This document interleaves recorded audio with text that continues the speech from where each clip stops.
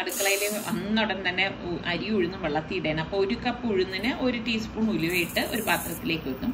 അതേ കപ്പിൽ തന്നെയാണ് ഞാൻ 3 കപ്പ് പച്ചരി ഉണ്ടല്ലോ, അതായത് ഈ പച്ചരി ഞാൻ ഇട്ട് കൊടുക്കാണ്.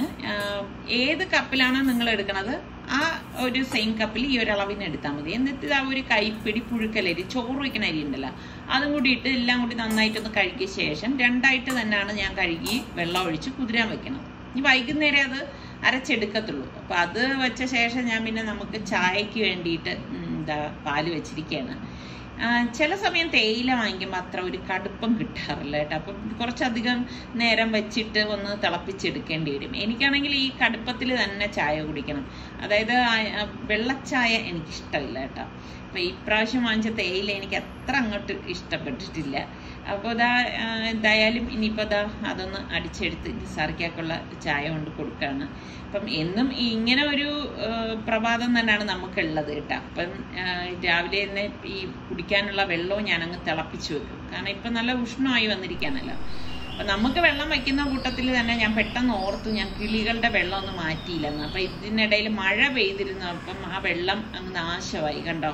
അപ്പം ഞാൻ കിളികൾക്ക് വേണ്ടിയിട്ട് ഞാനിവിടെ കുറച്ച് തെന വാങ്ങിച്ച് വെച്ചിട്ടുണ്ടായിരുന്നു. അപ്പം അവർ വരണമെങ്കിൽ വന്ന് കഴിക്കട്ടെ എന്ന് വിചാരിച്ചിട്ടാണ് ഞാൻ വെച്ചത്. അപ്പം അത് കണ്ട, അവർക്ക് കൊടുക്കണതാണെങ്കിലും വയ്ക്കണത് അവർ നീറ്റായിട്ട് വെച്ച് കൊടുക്കണമല്ലോ. അപ്പോൾ അത് വൃത്തികേടായിട്ടിരിക്കുകയാണ് ഇപ്പം ആ വെള്ളമൊക്കെ. അപ്പം ഞാൻ വിചാരിച്ചു അതെല്ലാം ഒന്ന് കഴുകി എടുത്തിട്ട് അവർക്ക് പുതിയത് റെഡിയാക്കി കൊടുക്കാമെന്ന് വിചാരിച്ചു. അപ്പം ആ വെള്ളം ഞാനിവിടെ ചെടിയുടെ മൂട്ടിലാണ് ഒഴിച്ചു കൊടുത്തത് കേട്ടോ. എനിക്ക് പിന്നെ ഇങ്ങനെ രാവിലെ നമുക്ക് വേണ്ടി ചായ കുടിക്കുമ്പോഴും എൻ്റെ ഒരു തോന്നൽ എന്തെന്ന് വെച്ചാൽ ഈശോ അവർക്ക് കൊടുത്തില്ലല്ലോ എന്നുള്ളൊക്കെ ഒരു ആവലാതിയാണ് എൻ്റെ മനസ്സിൽ ഉണ്ടാവുന്നത് കേട്ടോ. അപ്പം ഞാൻ വിചാരിച്ച് ശരി എന്നാൽ അവർക്കുള്ളത് ആദ്യം കൊണ്ടുവച്ചിട്ട് വരാം.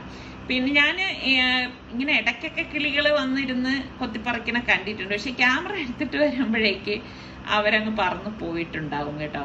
അപ്പം എന്തായാലും ആർക്കെങ്കിലുമൊക്കെ 1-2 തെന കിട്ടിക്കഴിഞ്ഞാൽ അതും ഒരു സന്തോഷം തന്നെയാണല്ലോ. പതിയെ പതിയെ അവർ എൻ്റെ അടുത്തേക്ക് വരുമെന്ന് തന്നെയാണ് വിശ്വസിച്ച് തന്നെയാണ് ഞാൻ എന്നും ഇങ്ങനെ മാറ്റി വെക്കുന്നത്. കാരണം ആ ഒരു കാഴ്ച കാണാൻ എനിക്ക് ഭയങ്കര ഇഷ്ടമാണ് കേട്ടോ. അപ്പം ഞാനത് അവിടെ കൊണ്ട് വെച്ചിട്ട് കഴുകി വെച്ചിട്ട് കുറച്ച് വെള്ളം കൂടി വെച്ച ശേഷം ഞാൻ ചെടികൾക്കും കൂടി വെള്ളം കൊടുക്കാം. എനിക്ക് അതും ഒരു ഭയങ്കര വിഷമമാണ് കേട്ടോ. അപ്പം ഇതിൽ നമ്മളുടെ ചിലത്, അതായത് ആ ഒരു ബോഗൻവില്ലയ്ക്ക് എന്നും വെള്ളം ഒഴിക്കണ്ടെന്നൊക്കെ എല്ലാവരും പറഞ്ഞു. പക്ഷെ എനിക്ക് എന്നാലും കാണുമ്പോഴേക്ക് റബ്ബേ അതിനും വെള്ളം ആവശ്യമല്ലേ എന്ന് വിചാരിച്ചിട്ട് ഞാൻ കുറച്ച് വെള്ളം ഒഴിച്ചു കൊടുക്കും കേട്ടോ. അപ്പം ആ തെന കണ്ട തെന ഞാൻ ഇതുപോലെ ഒന്ന് പരത്തിയിട്ട് കൊടുക്കണം. അപ്പം ഞാൻ പാറ്റി വൃത്തിയാക്കി വെച്ച് കുപ്പിയിലാക്കി വെച്ചിരിക്കുന്ന തെനയാണ് കേട്ടോ. ഇതുപോലെ ഈ മതിലിൻ്റെ ഈ സൈഡിൽ ഇങ്ങനെ കൊണ്ടുവയ്ക്കാണ് ചെയ്യണത്. അപ്പം ഇപ്പം തൽക്കാലം ഇങ്ങനെയൊക്കെയാണ് വെക്കണത്. ഇപ്പം നിസാറൊക്കെ പറഞ്ഞ് കെട്ടി തൂക്കി ഇടാന്നൊക്കെ. പക്ഷേ ഈ കെട്ടി തൂക്കിയൊക്കെ ഇട്ട് കഴിഞ്ഞ് പിന്നെ അവർ വന്നില്ലെങ്കിൽ എന്ത് ചെയ്യും? ഇതവർക്ക് കാണാമല്ലോ. അവർ ആ ചെടികളിലൊക്കെ വന്നിരിക്കുമ്പോൾ കാണാൻ പറ്റും അവർക്ക് ഇവിടെ വെള്ളവും തേനയൊക്കെ ഇരിക്കുന്നത്.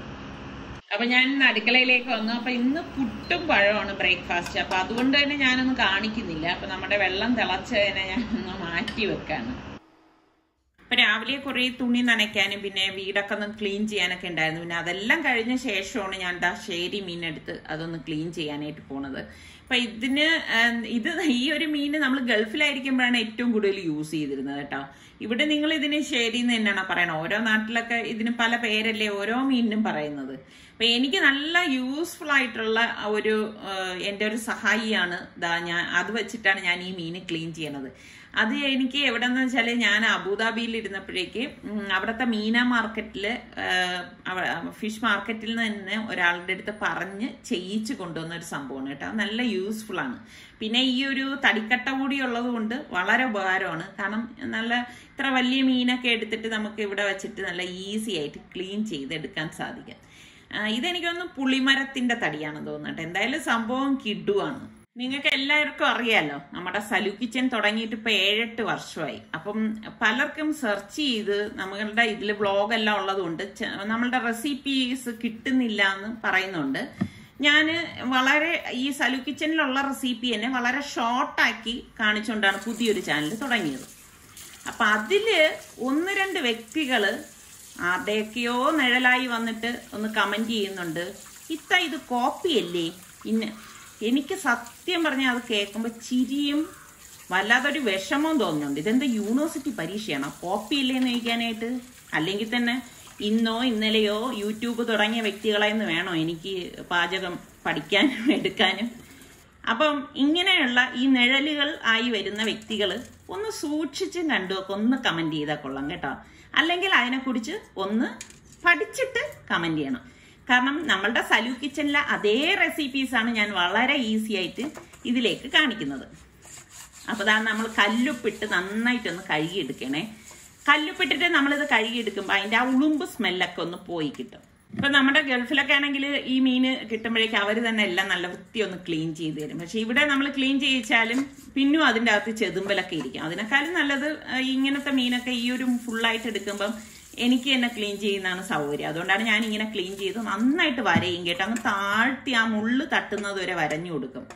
പിന്നെ ഞാൻ എൻ്റെ ഒരു അപ്പോഴും തന്നെ എല്ലാം ഒന്ന് ഇതുപോലെ ഈ തടിക്കട്ടയാണെങ്കിലും കത്തിയും അവിടെ ഉള്ള സിങ്കും ഒക്കെ ഒന്ന് അപ്പോഴും തന്നെ എല്ലാം ഒന്ന് കഴുകി വയ്ക്കും. അല്ലെങ്കിൽ എന്താ പ്രശ്നം എന്ന് പറഞ്ഞാൽ പിന്നെ ആവട്ടെ എന്ന് വിചാരിച്ചു കഴിഞ്ഞാൽ അത് ശരിയാകത്തില്ല. പിന്നെ ഈച്ചയൊക്കെ വന്ന് പിന്നെ ആകെ ഒരു ബുദ്ധിമുട്ടായിരിക്കും. അപ്പൊ അപ്പോഴപ്പോഴുള്ള ജോലികൾ നമ്മൾ അപ്പോഴപ്പോഴും ചെയ്ത് തീർത്തു കഴിഞ്ഞാൽ നമുക്കും ഒരു സമാധാനമാണ്. നമ്മൾ ചെയ്യുന്ന ജോലിക്ക് നല്ലൊരു പെർഫെക്ഷൻ കിട്ടുകയും ചെയ്യും.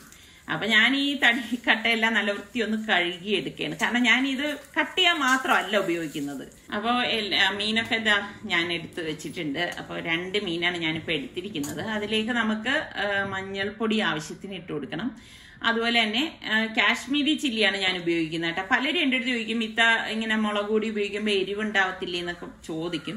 ഞാൻ തീരെ മറ്റേ എരിവുള്ള മുളക് പൊടി ഉപയോഗിക്കില്ലേ. പിന്നെ ഉലുവാപ്പൊടിയാണ് ഇപ്പം ഞാൻ ഇട്ട് കൊടുക്കുന്നത്. പിന്നെ കുരുമുളക് പൊടി നല്ലതുപോലെ ഇട്ട് കൊടുക്കും കേട്ടോ. ഈ ഒരു ഇതിന് കുരുമുളകിന്റെ ആ ഒരു ടേസ്റ്റ് മുന്തിച്ച് നിൽക്കണം. അതുപോലെ തന്നെ ഇഞ്ചി വെളുത്തുള്ളി പേസ്റ്റ്. ഇതിന് ഒന്നും പ്രത്യേകിച്ചൊരു കണക്കൊന്നുമില്ല, നിങ്ങൾക്കറിയാലോ. കാരണം നമ്മൾ എടുക്കണ ആ ഒരു മീനിന്റെ പരുവത്തിന് എടുത്താൽ മതി. എന്നിട്ട് പാകത്തിനുള്ള ഉപ്പും കൂടി ഇട്ടിട്ട് ഈ മസാല എല്ലായിടത്തും ഒന്ന് കുറച്ച് നാരങ്ങ നീരും കൂടി പിഴിഞ്ഞൊഴിക്കും കേട്ടോ.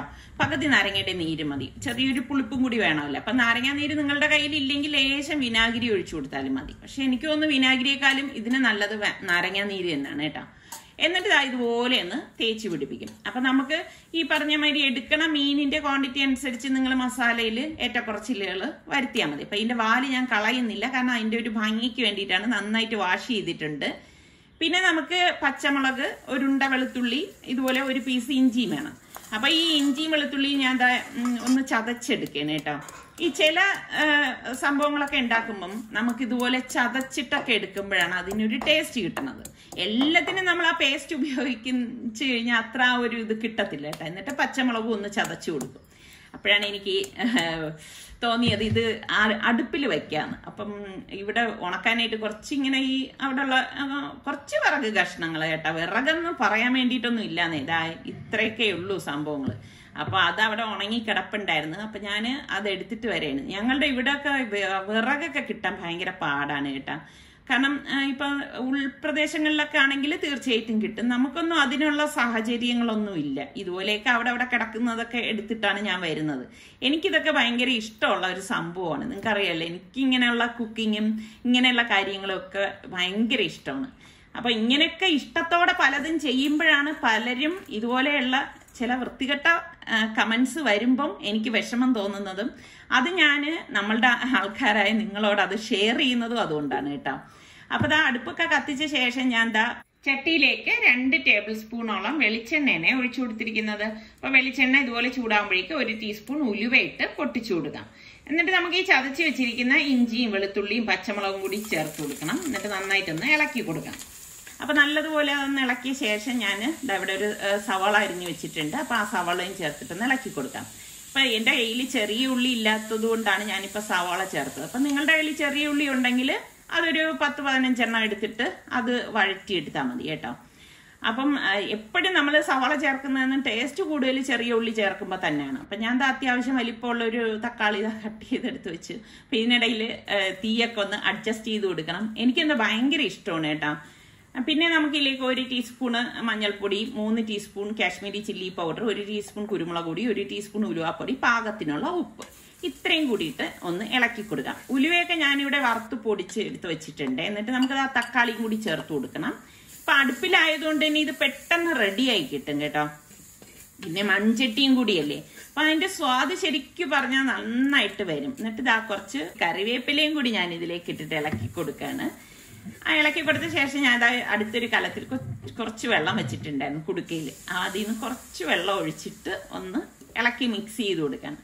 അപ്പൊ ഇത് ഞാൻ മനസ്സിലാക്കിയെടുത്തോളം നമ്മൾ ഗ്യാസിൽ നിന്ന് വെക്കുന്നതിൽ നിന്നും ഒരുപാട് ടേസ്റ്റ് വ്യത്യാസമുണ്ട് അടുപ്പിൽ വെക്കുമ്പോ കേട്ടോ. അപ്പൊ ദാ ഒരു മീൻ ഞാൻ ഇതിലേക്ക് വെച്ചു കൊടുക്കാണ്.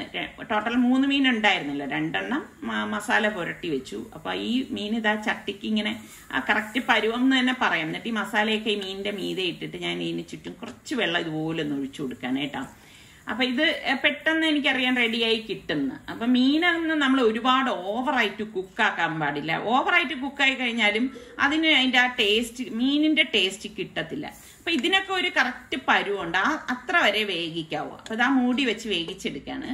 ഒരു 1-2 മിനിറ്റ് കഴിഞ്ഞപ്പോഴേക്ക് ഞാൻ വീണ്ടും അടപ്പ് തുറന്നിട്ട് ആ മസാലയൊക്കെ എടുത്ത് ഒന്ന് ഇളക്കി കൊടുത്തു വിടാണ്. അപ്പൊ ഇളക്കി വിട്ടില്ലെങ്കിൽ എന്താന്ന് വെച്ചാൽ ഈ ചട്ടിയുടെ അടിക്ക് ഇത് പിടിക്കാൻ സാധ്യത കൂടുതലാണ്, കാരണം നമ്മൾ വെള്ളമൊന്നും അധികം ഒഴിച്ചിട്ടില്ലല്ലോ. ഇനി ഞാൻ എന്താ അവിടെ ഒരു 1/4 കപ്പ് തേങ്ങാപ്പാൽ എടുത്തിട്ടുണ്ട്. കട്ടിക്കുള്ള തേങ്ങാപ്പാലാണേ, അത് ഇതിലോട്ട് ഒഴിച്ചു കൊടുക്കാണ്. ഒഴിച്ചു കൊടുത്തിട്ട് ഒന്ന് മൂടി വെച്ചു കൊടുക്കാം കേട്ടോ. വീണ്ടും ഒരു 2 മിനിറ്റ് കഴിഞ്ഞു. അപ്പൊ ദാ ഞാൻ ഈ മസാലയൊന്ന് ഇളക്കി വിടാണ്. അപ്പൊ ഇതിനിടയിൽ മീനൊന്ന് തിരിച്ചിട്ട് കൊടുത്തിട്ടുണ്ടായിരുന്നു കേട്ടോ ഞാന്. അപ്പൊ ദാ മസാലയൊക്കെ ദാ ഇപ്പൊ പരുവം നിങ്ങൾക്ക് കാണുമ്പോ തന്നെ മനസ്സിലാവും. ഈ സമയത്താണ് ഞാൻ ഒരു പീസ് കൊടംപുളി ഇതിലേക്ക് ഇട്ട് കൊടുക്കാണ് കേട്ടോ. നിങ്ങൾക്ക് വാളംപുളി ആണെങ്കിൽ വാളംപുളിയുടെ വെള്ളം ഒരു 2 ടേബിൾ സ്പൂൺ ഒഴിച്ചു കൊടുത്താൽ മതി. ഇപ്പൊ എന്തായാലും സംഭവം ഇവിടെ റെഡി ആയിട്ടുണ്ട്. അപ്പൊ ഞാനിത് അടുപ്പിൽ നിന്ന് മാറ്റുവാണ്, കാരണം ഇതിനി ഈ ചട്ടിയിലിരുന്ന് തന്നെ റെഡി ആയിക്കോളും കേട്ടോ. ഓൾറെഡി റെഡി ആയിരിക്കുകയാണ്. അപ്പൊ അതാ തിളച്ചോണ്ടിരിക്കുന്നുണ്ട്. മൺചട്ടി ആയതുകൊണ്ടാണ് അങ്ങനെ ഈ തിള വരുന്നത്. സംഭവം റെഡിയാണ്. അപ്പൊ അടുത്ത് ഞാൻ അതേ അടുപ്പിൽ തന്നെ നമ്മളുടെ എൻ്റെ ഏറ്റവും വലിയൊരു ദോശക്കല്ലുണ്ട് കേട്ടോ, അതെടുത്ത് വെച്ചു കൊടുത്തിരിക്കുകയാണ്. എന്നിട്ട് ഞാൻ ആ ദോശക്കല്ലിലേക്ക് വെളിച്ചെണ്ണയാണ് ഒഴിച്ചു കൊടുക്കുന്നത് കേട്ടോ. വെളിച്ചെണ്ണ ഒഴിച്ചിട്ട്, നിങ്ങൾ എൻ്റെ അടുത്ത് കുറേ പേര് പറഞ്ഞല്ലേ ഇത് അടുക്കി പിടിക്കായിരിക്കും കറിവേപ്പില ഇതുപോലെ നിരത്തി കൊടുത്താൽ മതിയെന്ന്. ഞാൻ നിരത്തി വെച്ചു കറിവേപ്പില. എന്നിട്ട് ഫ്രൈ ചെയ്യാനായിട്ട് ഈ 2 മീനും തിരിച്ചു മറിച്ചും അങ്ങ് വെച്ചു കൊടുക്കാണ്. ഇങ്ങനെ വെക്കണം എന്താന്ന് വെച്ചാൽ, ഇങ്ങനെ വെക്കുമ്പോൾ നമുക്ക് അതിൽ കുറേ സ്പേസ് കിട്ടും, നമുക്ക് തിരിച്ചിടാനും മറിച്ചിടാനും ഒക്കെ എളുപ്പമാണ്. അപ്പോൾ കണ്ട ഒരുപാട് ഓയിൽ വെച്ചിട്ട് നമ്മളിത് ഫ്രൈ ചെയ്ത് എടുക്കുകയും ചെയ്യരുത്. അപ്പൊ തീയൊക്കെ ഇങ്ങനെ കത്തി വരുന്നുണ്ട്, നല്ല മണം വന്ന് തുടങ്ങുന്നുണ്ട്. ഇപ്പൊ ഒരു ഭംഗിക്ക് വേണ്ടിയിട്ട് 2-3 തണ്ട് കറിവേപ്പിലയൊക്കെ ഞാൻ അതിന്റെ മീതെ വെച്ചു കൊടുക്കാണ്. ഇതൊക്കെ ഇപ്പൊ മറിച്ചിടുമ്പോ കരിവേപ്പിലയുടെ വഴിക്ക് പോവും കേട്ടോ. അപ്പൊ കറിവേപ്പിലയൊക്കെ ചേർത്തത് കൊണ്ട് തന്നെ നല്ല ഒരു മണം വരാണ്. എന്നിട്ട് ഞാൻ ഒരു സൈഡ് റെഡി ആകുമ്പോഴേക്ക് പതുക്കെ ഒന്ന് മറിച്ചിട്ട് കൊടുക്കാണ്. 1-2 പ്രാവശ്യം ഇതുപോലെ തിരിച്ച് മറിച്ചു വിട്ടെടുക്കും കേട്ടോ. ഇപ്പൊ നമുക്ക് നോൺ സ്റ്റിക്കിലാണെങ്കിൽ ഒട്ടും പൊടിയാതെ തന്നെ ഇത് റെഡിയാക്കി എടുക്കാൻ പറ്റും. അപ്പൊ അതിനിടെ ചോറ് റെഡിയായപ്പോ ഞാനൊന്ന് ഊറ്റിയെടുക്കാണ്. അപ്പൊ ഒരുപാട് പേര് എൻ്റെ അടുത്ത് ചോദിച്ചിട്ടുണ്ട് ചോറ് എങ്ങനെ കുക്കറിൽ വെക്കണമെന്ന്. ഒരുപാട് പ്രാവശ്യം ഞാൻ കാണിച്ചിട്ടുണ്ട് കേട്ടോ അത്. അപ്പൊ നമ്മളുടെ മീന് ഞാൻ വീണ്ടും ഒന്ന് മറച്ചിട്ട് കൊടുക്കണം. അപ്പൊ ഞാൻ പറഞ്ഞു വന്നത്, നമ്മൾ നോൺ സ്റ്റിക്കിൽ ഉണ്ടാക്കണമെങ്കിൽ അടുക്കി പിടിക്കാതെ തന്നെ നമുക്കിത് റെഡിയാക്കി എടുക്കാൻ പറ്റും. പക്ഷെ അതിലുണ്ടാക്കുന്നതിനേക്കാളും ടേസ്റ്റ് ആണ് കേട്ടോ നമ്മൾ ഈ ദോശക്കല്ലില്, പ്രത്യേകിച്ച് ഈ അടുപ്പില് ഈ ഒരു രീതിയിലൊക്കെ ഉണ്ടാക്കണത്. ഇപ്പം നിങ്ങളുടെ കയ്യിൽ ദോശക്കല്ലും അടുപ്പൊക്കെ ഉണ്ടെങ്കിൽ നിങ്ങളൊന്ന് ട്രൈ ചെയ്ത് നോക്കണേ. അപ്പോഴാണ് ഞാൻ നോക്കിയപ്പോ എനിക്ക് വാഴയില വേണമല്ലോ, എങ്കിൽ പിന്നെ വാഴയില പറിച്ചിട്ട് ഇതുപോലെ ഓർക്കുമ്പോഴാണ് ഞാൻ ഓടി വന്നിട്ട് പിന്നെ ഇതൊക്കെ എടുത്തിട്ട് പോണത്. അപ്പൊ നേരത്തെ വിറകെടുക്കാൻ വന്നപ്പോഴേക്ക് ഞാൻ അതിനെക്കുറിച്ച് ഓർത്തില്ല കേട്ടോ. എനിക്കാണെങ്കിൽ ഭയങ്കര മറതിയാണ് കേട്ടോ ചില കാര്യങ്ങളില്. അപ്പോഴേക്ക് ഇപ്പൊ കുഴപ്പമില്ല, ഇത് ഞാൻ തന്നെ പിന്നെ വന്ന് എടുത്തതാ കഴുകി വെച്ചപ്പോഴേക്ക് നമ്മളുടെ തവ ഫിഷ് ഫ്രൈയും റെഡി ആയിട്ടുണ്ട്. അപ്പൊ അത് ഞാൻ വാഴയിലയിലേക്ക് മാറ്റുവാണ്. എനിക്കാണെങ്കിൽ ഈ എല്ലാം ഒരു ഭംഗിക്കൊക്കെ അറേഞ്ച് ചെയ്ത് ടേബിളിലേക്ക് വെക്കണം കേട്ടോ. അത് കുറച്ച് എൻ്റെ ഒരു എന്തു പറയാൻ, എൻ്റെ ഒരു സ്വാർത്ഥതയെന്നോ എന്തൊക്കെയോ പറയാം കേട്ടോ. എനിക്ക് അതിന് പേരറിഞ്ഞൂടെ, അറിയുന്നവർ പറഞ്ഞാൽ മതി, അതാണ് എനിക്കിഷ്ടം. അപ്പൊ ഞാൻ ഫിഷ് കറി ആക്കിയത്, കറി എന്ന് പറയാൻ പറ്റത്തില്ല, മസാല ആക്കിയതും ഇതുപോലെ എടുക്കാണ്. കാരണം ഇതിന്റെ ഒരു കുറച്ച് ചാറ് മാത്രം മതി നമുക്ക് അടിപൊളിയായിട്ട് ചോറ് കഴിക്കാനായിട്ട്. അപ്പൊ ഇന്നിപ്പോ ഞാൻ വെജിറ്റബിൾസ് ഒന്നും ഉണ്ടാക്കിയിട്ടില്ല. ഇത് തന്നെയാണ് നമ്മളുടെ ലഞ്ച് എന്ന് പറയുന്നത്. കാരണം ഇത് മാത്രം മതിയല്ലോ, നല്ല ചൂടോടുകൂടി ഇത് കഴിക്കുമ്പോൾ ഒരു പ്രത്യേക ടേസ്റ്റ് തന്നെയാണ് കേട്ടോ. അപ്പൊ നിങ്ങളുടെ പലരും ചിലപ്പം ഈ തവ ഫ്രൈ ഒക്കെ ഉണ്ടാക്കി കിട്ടുണ്ടാവാം. ഈ ഒരു ശരി മീൻ കിട്ടണമെങ്കിൽ നിങ്ങളൊന്ന് ട്രൈ ചെയ്ത് നോക്കണേ, ഉണ്ടാക്കാത്തവര്. നല്ല ടേസ്റ്റ് ആണ് കേട്ടോ. അപ്പൊ ഇങ്ങനത്തെ ഫ്രൈ ആയതുകൊണ്ടാണ് മക്കളും അത് ഇഷ്ടത്തോടെ കഴിക്കുന്നത്. പിന്നെ എനിക്ക് പാത്രം കഴുകാനും ബാക്കിയുള്ള ജോലികളൊക്കെ ഉണ്ടായിരുന്നു. ഇതെല്ലാം കഴിഞ്ഞ ശേഷം വൈകുന്നേരമാണ് ഞാൻ അരി അരയ്ക്കാനായിട്ട് വന്നത്. മുൻപൊക്കെ ആണെങ്കിൽ ഞാൻ ഗ്രൈൻഡറിൽ ആട്ടിയെടുക്കുമായിരുന്നു കേട്ടോ. ഇപ്പോഴും ഞാൻ വിചാരിക്കാറുണ്ട് ചില സമയം ഗ്രൈൻഡർ എടുത്താലോ എന്ന്. ഞാൻ ഇതുപോലെ അരയ്ക്കുന്ന സമയത്ത് തന്നെ ഉപ്പ് ചേർത്താണ് അരച്ചെടുക്കുന്നത്. ആദ്യം ഞാൻ ഉഴുന്ന് ഇതുപോലെ അരച്ചെടുക്കും, എന്നിട്ട് ഇതുപോലെ പാത്രത്തിലേക്ക് മാറ്റും. ഉഴുന്ന് അരച്ചെടുത്ത ശേഷമായിരിക്കും ഞാൻ അരി അരയ്ക്കുന്നത്. അരിയും ഇതുപോലെ ഒരുപാട് വെള്ളം ചേർത്തൊന്നും അരച്ചെടുക്കൂല കേട്ടോ. അങ്ങനെ എടുത്തു കഴിഞ്ഞാൽ ആ മാവ് ശരിക്ക് ആ ഒരു കറക്റ്റ് രീതിയിൽ പൊന്തി വരത്തില്ല. വെള്ളം കുറഞ്ഞാലും പൊന്തി വരാൻ പ്രയാസമാണ്. അപ്പൊ അതിന്റെ ആ ഒരു പാകത്തിന് വേണം നമ്മളിത് അരച്ചെടുക്കാൻ. അപ്പൊ ഇപ്പൊ ഞാൻ വിചാരിക്കുന്നുണ്ട് ഗ്രൈൻഡർ എടുത്തിട്ട് അരച്ചാലോ എന്നൊക്കെ ചില സമയം ഇങ്ങനെ ചിന്തിക്കും കേട്ടോ. പിന്നെ ഈ പറഞ്ഞ മാതിരി എല്ലാം ടപ്പേന്ന് ചെയ്ത് മാറുന്നത് കൊണ്ടാണ് അതൊന്നും എടുക്കാൻ പോകാത്തത്. ഇപ്പൊ ഞാൻ എന്താ ഇവിടെ എല്ലാം അരച്ചെടുത്ത് വെച്ചിട്ടുണ്ട്. എന്നിട്ട് കൈകൊണ്ട് നന്നായിട്ടൊന്ന് യോജിപ്പിച്ചെടുക്കും. നല്ലതുപോലെ ഇതൊന്ന് മിക്സ് ചെയ്തെടുക്കും. അപ്പൊ ഓൾറെഡി ഞാൻ ഉപ്പ് ഇതിലിട്ടിട്ടുണ്ട്. നല്ലതുപോലെ മിക്സ് ചെയ്ത് വെച്ച് കഴിഞ്ഞാല് ഇപ്പൊ നാളെ രാവിലെയൊക്കെ ആവുമ്പോ എനിക്ക് ഈസി ആയിട്ട് ഇത് നേരെ എടുത്തങ്ങ് ഉണ്ടാക്കിയാൽ മതി. അപ്പൊ ഇതെല്ലാം കഴിഞ്ഞ ശേഷം ഞങ്ങള് ടെറസിലേക്ക് വന്നു. അപ്പൊ ചില ദിവസങ്ങളിൽ ഇങ്ങനെയാണ് കേട്ടോ, സൂര്യാസ്തമനമൊക്കെ കാണാൻ ഇവിടെ വന്നിരിക്കും. നല്ല രസമാണ്. അപ്പൊ നിസാരയ്ക്ക് അതാ പൈനാപ്പിൾ ഒന്ന് കട്ട് ചെയ്ത് തരാണ്. ഇപ്പൊ പൈനാപ്പിളിന്റെ സീസൺ ആണ് കേട്ടോ. അപ്പം ഒരുപാട് പൈനാപ്പിൾ നല്ല മധുരമുള്ളത് ഇപ്പൊ കിട്ടാറുണ്ട്. അപ്പൊ ആരെങ്കിലുമൊക്കെ ഇതുപോലെ കട്ട് ചെയ്ത് തരുമ്പോ കഴിക്കാനും നല്ല സ്വാദാണ് കേട്ടോ. അപ്പൊ ഇന്നത്തെ നമ്മളുടെ വീഡിയോ നിങ്ങൾക്ക് എല്ലാവർക്കും ഇഷ്ടമായെന്ന് വിശ്വസിക്കുന്നു. സബ്സ്ക്രൈബ് ചെയ്യാതെ കാണുന്ന ആരെങ്കിലും ഒക്കെ ഉണ്ടെങ്കിൽ നിങ്ങൾക്ക് നമ്മളുടെ ചാനൽ ഇഷ്ടപ്പെട്ടാൽ സബ്സ്ക്രൈബ് ചെയ്യാനും ആ ബെല്ലൈക്കൺ പ്രസ് ചെയ്യാനും ഒന്നും മറന്നു പോകരുത് കേട്ടോ. എങ്കിൽ മാത്രമേ നിങ്ങൾക്ക് ഞങ്ങൾ വീഡിയോസ് പോസ്റ്റ് ചെയ്യുമ്പോൾ നോട്ടിഫിക്കേഷൻ കിട്ടുകയുള്ളൂ. അടുത്ത നല്ല റെസിപ്പിയോ വ്ളോഗായിട്ടൊക്കെ കാണാം. അതുവരയ്ക്കും എല്ലാവർക്കും ബൈ ബൈ.